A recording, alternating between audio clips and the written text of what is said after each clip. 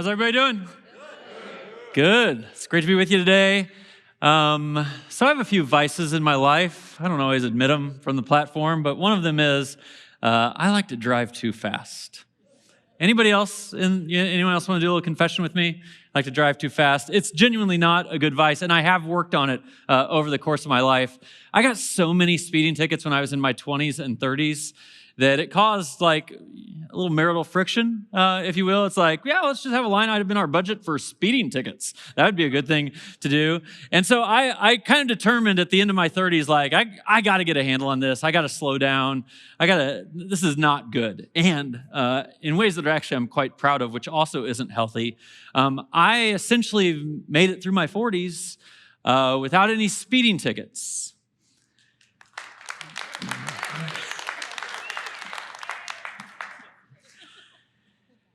At least no domestic ones. Yeah, there's that. See, this is the thing in a marriage. Some of you married, you know how this goes. So I got really motivated when I was about 43 because my wife Jenny got a speeding ticket. And I thought, as long as she's the most recent one to get a speeding ticket, I kind of have bragging rights in our family.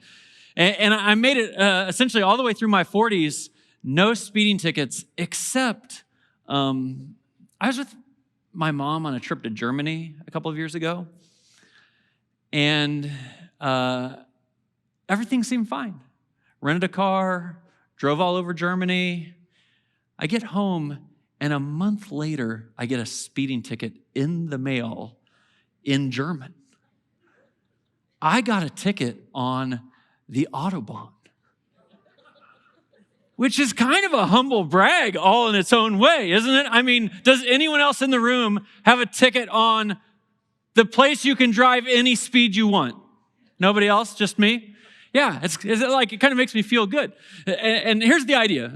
I thought, how can you get a ticket on the Autobahn? Because people picture the Autobahn as this place that has no speed limits, which is actually not true. Autobahn is just essentially the German name for interstate. And it's like the wide roads, right, all over Germany. And then when I had my mom with me and we were in Germany, we were going to visit some of her ancestors. And her ancestors I thought I grew up in a small town. These people live in the middle of nowhere in Germany. And when you're driving around those streets and those roads, it's like, oh, you got to go slow. Like you can't even figure out, like they're not on the GPS. You can't know where you're going. And the distinction that I'm wanting you to think about today, since we've been talking about the inner life, is that you have neural pathways in your brain.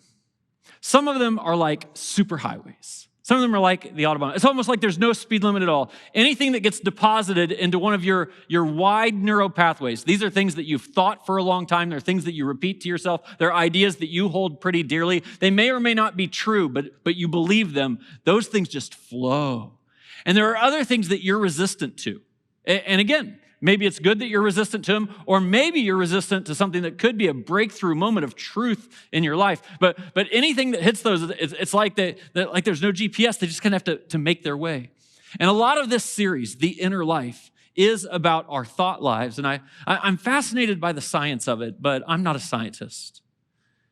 I'm a person who wants to lead people spiritually to the things of God, so that in your life, you have your mind around what matters most. And so I've been inviting you, if you've been here over the last couple of weeks, to begin a practice. We have a 5-week teaching series, but this is a 9-week experience of renewing our minds, as it references in Romans chapter 12. And I've asked everyone in here, 10 minutes in the morning, 10 minutes in the evening, to use the tools in the Suncrest app. There's a scripture in there every day, and there's a picture that you can use for the reflection at the end of your day, and then to be jotting some things in your notebook. And I know some of you might be here for the first time. Please just go ahead and start this. Just run it for 9 weeks, like to put this habit into your life. But for those of you who have been here, I'm kind of curious, like, hey, how's it going? How's it going? You don't have to answer me out loud. I just want you to think about how it's going.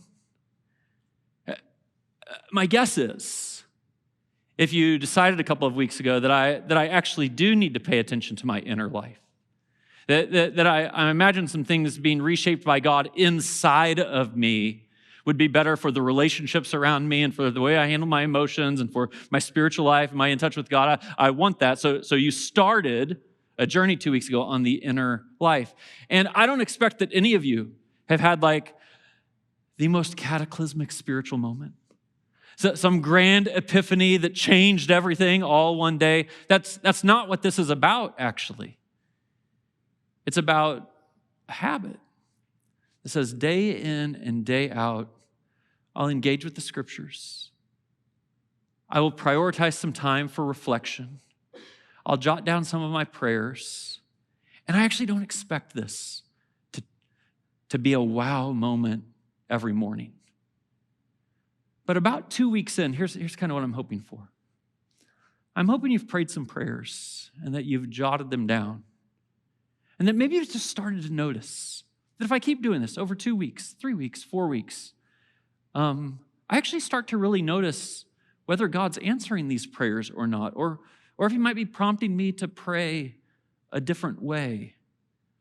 Or maybe you've noticed that when you do pray diligently about something every single day, it then lives in your mind for that day. And so it both reshapes how you think about it, and it's inviting the supernatural power of God to bring his change into the world. I hope that out of 2 weeks, and I mean, maybe you've had 28 10-minute experiences at this stage.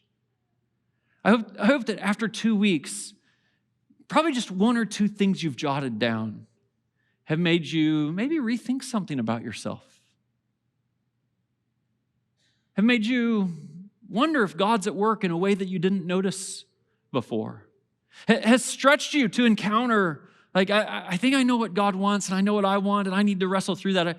I hope that's the kind of thing that's happening. And what's happening when you're doing that is the neural pathways in your brain and your awareness of the presence of God and how he has created you are getting healthier. They're just getting healthier. Maybe the most I could hope for 2 weeks in is that you've started to just think, you know what? I am the kind of person who would commit myself to a habit. That's who I think that is who I am. I'm the kind of person who would commit myself to a habit to change the inside of me. And I wouldn't expect that the outside of me would ever change if I didn't change the inside of me. Now, a number of years ago, I guess the study's just recently done, a large-scale study was commissioned. This study surveyed over 100,000 people over the span of almost a decade, and the habit they were particularly looking at was people who interact with the scripture. And of course, people have different rhythms for that. And they didn't necessarily aim for understanding this at the beginning, but there's kind of a striking conclusion at the end as they were talking to people about how often they interact with the scriptures and reflect on it and what effect it is having on their life. I'm going to give you the very short version of the results of this study. People who interacted in kind of quietness and reflection with the scriptures 1 time a week experienced almost no difference in their life from people who interacted with the scriptures 0 times a week. People who interacted with the scriptures and reflected on it 2 times a week experienced almost no difference in their life from people who encountered it just 1 time per week or 0 times per week. People who encountered the scriptures and reflected on it 3 times a week started to see the slightest uptick. It was enough to show up in the survey and the difference that it would have in people's daily lives and their relationships and their experience and their inner peace and all those sorts of things. 3 times a week was the uptick. And then at 4 times a week. 4, 5, 6, and 7 all did the same thing. A drastic surge in this frequency of interacting with the scriptures and letting it rewire how I think. So much so that the statistics were now just off the charts. There's this graphic from the company that did this research. Did you know that engaging the Bible 4+ days a week is related to 60% less people feeling spiritually stagnant? That was like 3% at 3 times a week and 60% at 4 or more. Did you know that 231% more people feel comfortable discipling others or investing in others spiritually when they have this habit of 4 times a week? That comes out something from the inside coming out. Did you know that there's a 30% decrease in feeling lonely at that marker of 4 times a week? Did you know that 14% less people experience fear or anxiety? 228% more people are sharing their faith with others, and 31% decrease in the number of people feeling discouraged. This is the thing.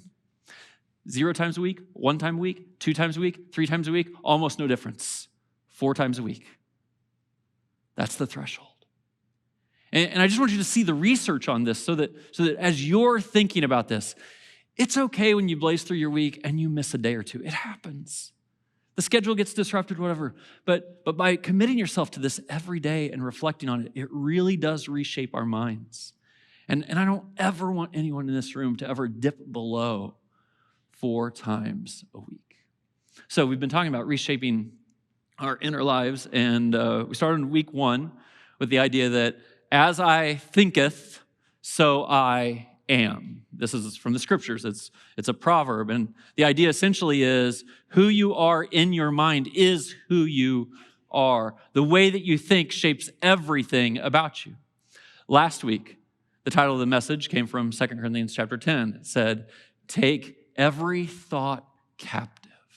And it was a reminder to us that we don't have to be passive when thoughts come into our minds. We have the power. You're responsible for thinking, I'm not going to let that into my mind. I'm going to unsubscribe from that. I'm going to decide what lands. I'm going to decide what gets flagged as important. I have the power to take every thought that comes in captive and bring it into alignment with Christ.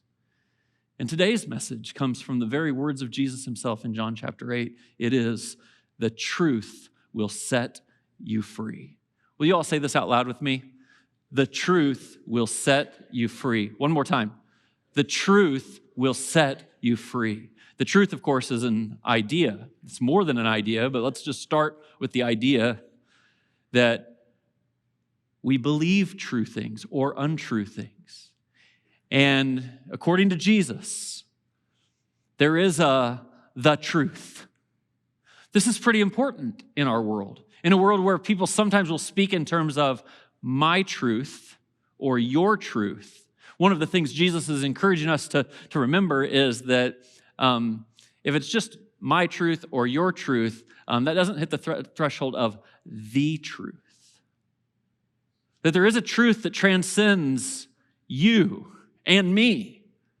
And it is universally true for everyone. And that if you and all of us could get our minds around that, then the truth would set us free, which begs the question, are you free? I want you to really think about that. Do you feel free? Let me give you some low-level examples of what freedom is. These are much lower-level examples than what Jesus is talking about with freedom, but I think we'll get the idea of it. Let's talk about financial freedom just for a second. If you're financially free, that's a good feeling, right? But if you stop to think, how do you end up financially free? There's a couple of things that have to happen. You have to get to a place where you don't owe anyone anything, where you're not obligated either to anyone or to the future. If you're fully financially free, you don't have to work. You're free, right? It opens up all kinds of options to you, and it brings all kinds of peace in life. It means you can do what you want to do. That's the power of freedom. And this is very important. You don't gain financial freedom just by having more. I know people who are millionaires who do not have financial freedom. And I know people who have relatively little who do have financial freedom. So there is something about the concept of freedom that isn't just what I have, it's what I feel like I need. Because if you're striving for that next thing and it has you, you're not free. Real freedom comes with peace. Let me just go to this next idea. Freedom is central to flourishing. I mean, if you really stop and think about it, what you and I all ultimately want in this life is to be free. And it's almost impossible, I'd say it is impossible in this life to flourish in life if you're not free. Another small example, not the biggest idea that Jesus was talking about, is just your physical freedom, right? If you are imprisoned physically, Jesus actually would say you can still be free, but he's talking about a freedom in our minds that lets you approach that in a certain way, even when you're not physically free. Viktor Frankl, who's a Holocaust survivor and a neuroscientist, wrote the book Man's Search for Meaning after observing many, many other people who were also Holocaust survivors. And the distinction between being physically free, but still having a certain power over that in your mind. And so I really want you to think about this. Freedom is central to flourishing. Freedom means you get to choose. Freedom means you're not obligated. Freedom means you decide. And when you and I have that agency, that freedom, that's when we can truly flourish. Jesus said it this way in John chapter 10, verse 10. He said, the thief comes only to steal and kill and destroy. This is the evil one. We're going to talk a little bit more about him later, but he's acknowledging that there's a spiritual battle going on, and the evil one, the devil, would like to steal your freedom. He'd like to shade the truth, to kill the dreams that you have inside of you and feel like you're obligated to something else, to destroy your peace inside. But Jesus says, I have come that they may have life and have it to the full. And I do want us to all have our minds around what Jesus means by having it to the full. Because you could default to the idea, well, I know what life to the full is. Life to the full is financial freedom. Or life to the full is wealth. Or life to the full is I get to have every experience I want. And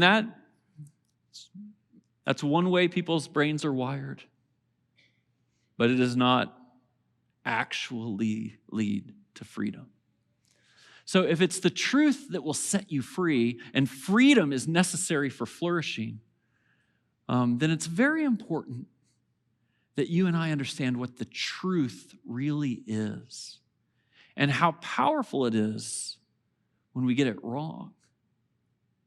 I've used this phrase here before. Something doesn't have to be true for it to carry the power of truth in your life. Now, I know this is a little bit heady at this stage, but I think you'll get this very quickly. You likely believe certain lies about yourself. The reflection question that we had just a little bit ago was asking you, what lies do you believe about yourself? As I was sitting there reflecting on it myself, I'm like, that's a tough question. If I knew it was a lie, I probably wouldn't keep thinking it, right? So identifying the lies that we believe is part of the beginning of taking every thought captive. Because you and I, we all have certain beliefs that aren't true, but we think they're true. So they have the power of truth in our life. Let me use an example that doesn't matter in life hardly at all. I don't know if you know this, but carrots don't help your eyesight. Some of you, I just lost all my credibility with some of you. You're like, that can't possibly be true. Of course, carrots help your eyesight. That's what my mom told me when I was growing up. That's what I've been telling my kids. I know. Isn't it weird that you've been lying to them the whole time? Oh, you didn't know you were lying to them. Do you know where this comes from? I mean, some of you, I can see it in your eyes. Some of you still don't believe me. Some of you think carrots actually do help your eyesight. Did you know that during World War II, the British armed forces had to come up with a story for why they were so good at targeting precise spots, especially with the airplanes, the bombers. And they didn't want anyone to know yet that they had radar. That was a secret. And so they started this propaganda. This is the truth. Look it up. Google it.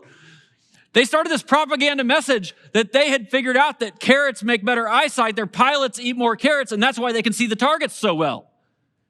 And then British moms started telling their kids, eat your carrots. And it took over, apparently at your house too. Now, some of you are going to be sitting here and you're like, Greg, my son's sitting right here. I need him to eat his carrots. Let's keep the lie going. And it's funny, isn't it?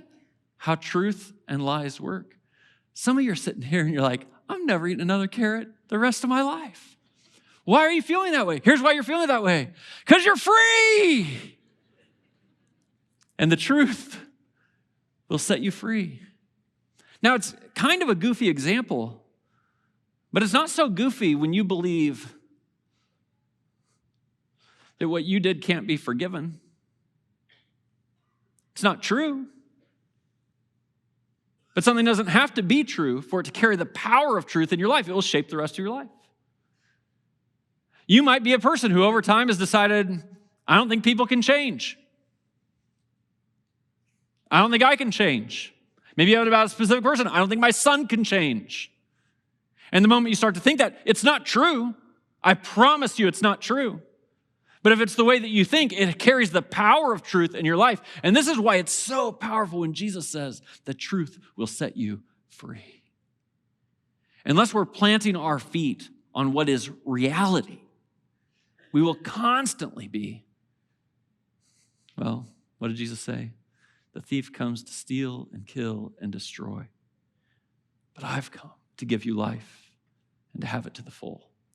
So this passage where Jesus says the truth will set you free is John chapter 8. I'm actually going to go from beginning to end in that chapter. I won't read every verse. I don't have time for that. But I want you to see even the context within which Jesus' story, Jesus' words are set. John was one of Jesus' friends. He, of course, wrote one of the Gospels. He wrote 3 books later in our New Testament, 1 John, 2 John, and 3 John. He's the one that conceived the idea that God is love. And the message of his gospel is a little different than the other 3 biographies we have of Jesus. The others are called synoptic gospels, meaning that the idea was to tell the story of Jesus' life kind of from beginning to end. John's gospel is different. He has an agenda, and he announces his agenda. He's like, I just want you to understand the truth about who Jesus was. And in John chapter 8, we get this story all woven together. It says, at dawn, Jesus appeared again in the temple courts. Not that important that he was necessarily in the temple courts. It is kind of a religious setting. But at the end of this story, you'll see something that happens. Where all the people gathered around him, and he sat down to teach them. The teachers of the law and the Pharisees brought a woman who was caught in adultery. Now, some of you have heard this story before. There's a woman who is caught in the act of adultery, and they bring this woman in front of Jesus. And then this is where it starts to go down. Teacher, this woman was caught in the act of adultery. In the law, Moses commanded us to stone such women. Now, what do you say? Now, you might just read that, and you might assume they're telling the truth. If you don't know what the truth is, the truth can't set you free. But this thing I put in yellow right here, there's a few problems with what they said. In the law, Moses commanded us to stone such women. So, just so you know, it is true that in the law, capital punishment was one of the punishments that was available for committing adultery. It was supposed to be applied to both parties in committing adultery. They only have one party here. Also, it's to be applied, and this will be important later in the story, when there are multiple witnesses in a court. So the idea that they say, well, Moses commanded us, that's actually not true. This isn't like justice on the streets. We drag her out. Why are they asking this question? And why are they shading the truth a little bit? They were using this question as a trap in order to have a basis for accusing Jesus of something. And what you're going to find in this story is that there are at least 3 scenarios in your life and in mine when the truth will set you free. And one is when people are setting a trap for you.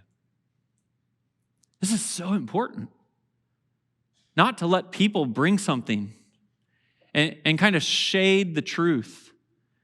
You know, you get the chance to say, but that's not true.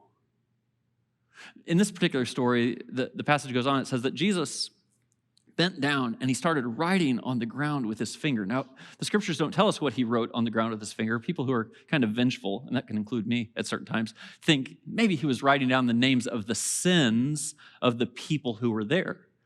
But my guess is actually probably what he was writing down was the truth. The truth is, the law of Moses did not command this just for one person. The law of Moses required witnesses of the event. Those aren't present here. The law of Moses provided that this was a possible punishment that could be bought down with a ransom. What Jesus is writing in the sand is most likely the truth. That's the point. And then, all the guys who were condemning her and wanted to stone her, one by one, it says from the oldest to the youngest, they dropped their rocks and they went away. And Jesus stood up and he talked to the woman. And he said, it looks like they've all gone. Who's left here to condemn you? And she, who probably had her head down, looked up. And she said, no one. And then here's what Jesus says. Then neither do I condemn you. Go now and leave your life of sin. What was happening? The truth was setting her free. But in this very statement, this is so important. The truth set her free so that she wasn't condemned. She didn't face capital execution. She was set free in that way. And also, the truth is, if you go back and do what you just came from doing, you're still not free. You're captive. You're going to need to leave this life of sin. You're going to need to believe different things about yourself. The truth will actually set you free in that regard also. And it's one of the things, John himself is the one who said that Jesus was full of grace and truth. Grace and truth. And I want you to know, what's so wild about a man being full of both grace and truth is that the truth is uncomfortable. And grace is uncomfortable too. It's one of my convictions that I have with our elders and some of our leaders who actually write this down in some of our documents, that we are perfectly comfortable with uncomfortable truth.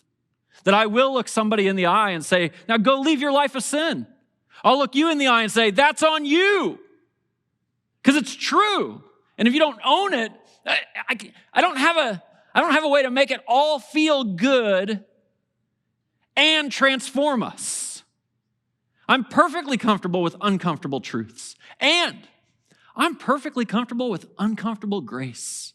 The idea that she got let off the hook. The idea that you're not going to get what you deserve. The idea that forgiveness actually comes freely. Man, so many people get real tight about that. But Jesus is bringing the fullness of grace and truth. The story goes on. When Jesus spoke again to the people, he said, I am the light of the world. Whoever follows me will not walk in darkness, but will have the light of life. Now, you might think of light and darkness as good and bad, but that's not what this light and darkness is. Light is you can see.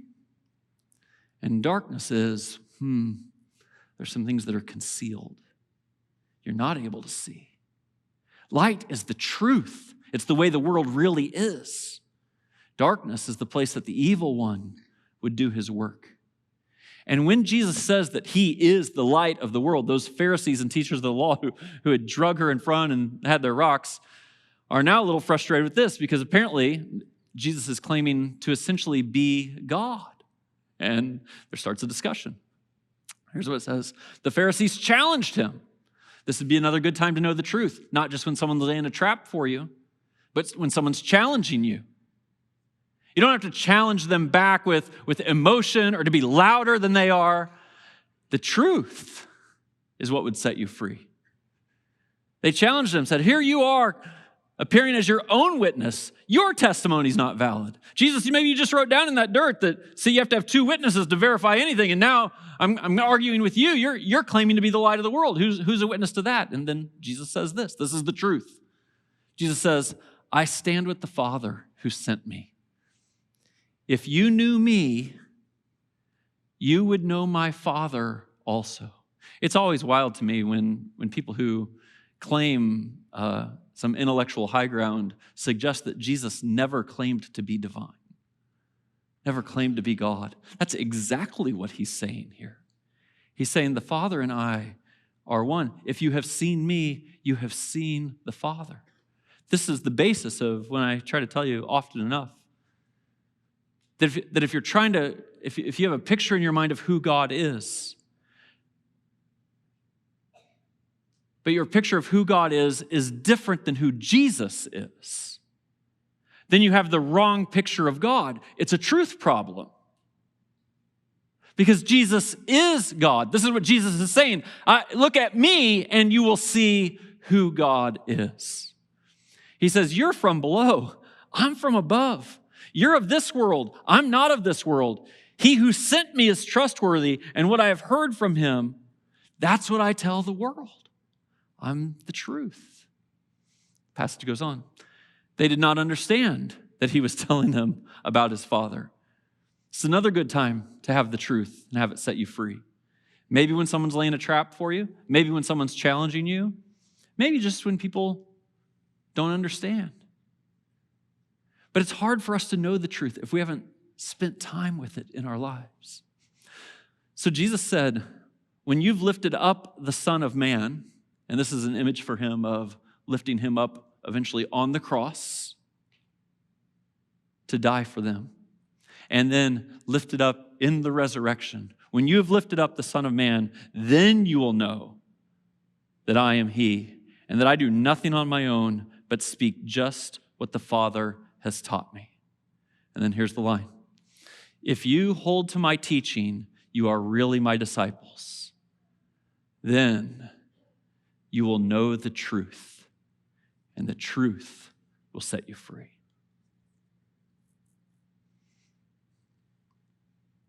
The truth will set you free is a good cornerstone, but I need you to capture the context of this. If you hold to my teaching, then you're really my disciples. If you're here last week, at the end of the message, I kind of did this thing about saying, hey, you're pretty open to my teaching. I appreciate that, but not obedience. But what if it was Jesus? What if it was Jesus who was standing here? And you hear Jesus teach what Jesus teaches. It's a very important question for us to ask, to say, do I still resist that? Do I say, yeah, I hear what you're saying, Jesus, but? Do you say, well, Jesus, I see what you're saying, but I'm so afraid I'm still going to do it my way? Or Jesus, I see what you're saying, but I would miss out on some happiness, some fun, so I'm going to go my way. That's what everybody does.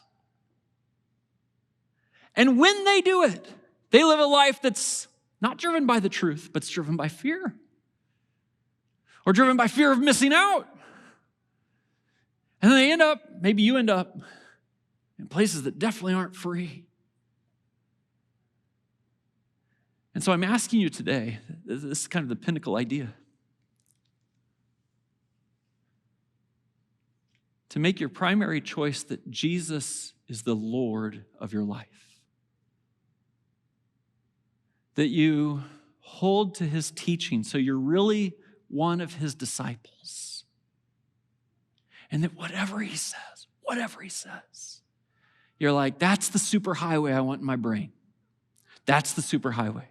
Whatever Jesus says. And I actually get to choose, because you can choose to reject Jesus. You can choose to go lukewarm with Jesus. That's entirely a choice. Many people do. Many people say, I'll have 1 foot in and 1 foot out. We get to choose. But the penultimate choice is to say, actually, I believe that Jesus is the truth. And so I'm going with whatever he says, even when it's uncomfortable, even when it costs me my money, even when it costs me my time,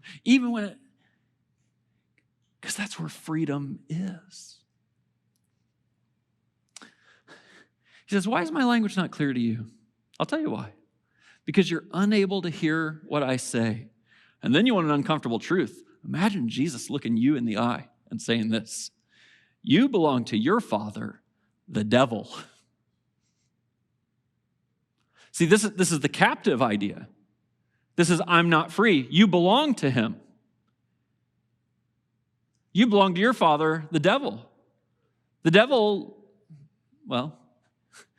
and you want to carry out your father's desires, for there's no truth in him.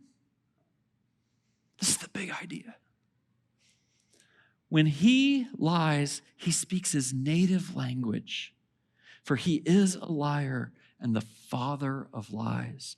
Trace this back to creation. We got Adam and Eve in a garden. God has said, hey, you have freedom over all of this. I'm going to ask you to trust me with one choice. Don't eat from that tree. And what does the devil come to do? He doesn't come up to Eve and say, eat that tree. He comes up to Eve and this is what he says. Did God really say? Can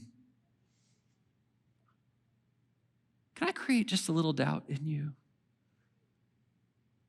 Did God really say not to engage a sexual relationship before you're married? Did he really say that? Oh, it's kind of old-fashioned, isn't it? I mean, who does that today? That'd be going against the whole culture. Does God really say? This is what the evil one does. He rarely approaches you with a lie.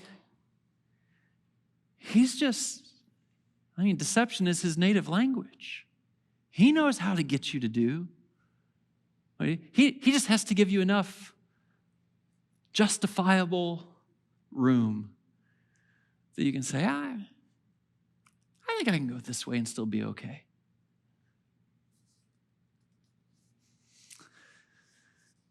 Very truly, I tell you, Jesus answered, before Abraham was born, I am. That's Jesus saying, God and I are one. I existed before the creation of the world. Before Abraham was born, I am. I don't have a beginning. I don't have an end. I am. And after this, the Pharisees and teachers of the law picked up stones to stone him, but Jesus hid himself, slipping out away from the temple grounds.